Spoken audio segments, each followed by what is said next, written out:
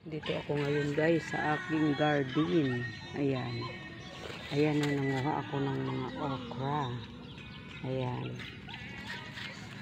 Tapos ayan ang aking pilada. Akala ko guys yung natanim ko, yung chiling labuyo, yung mahaba. Yun pala, yung habang lumalaki siya, tapos namunga, yun nagulat ako na pilada pala siya.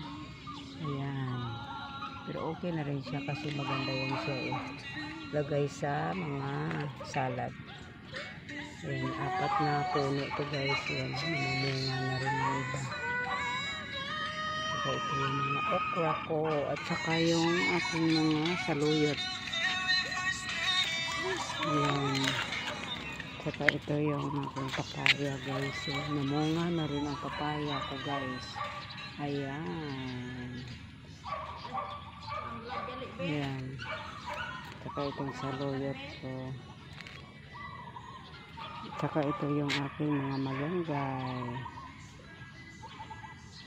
Meron din ditong tanim na siling labuyo. Pero hindi ko sa akin. Katabi lang ito namin. Ayan, may mga bunga na rin guys. Ayan.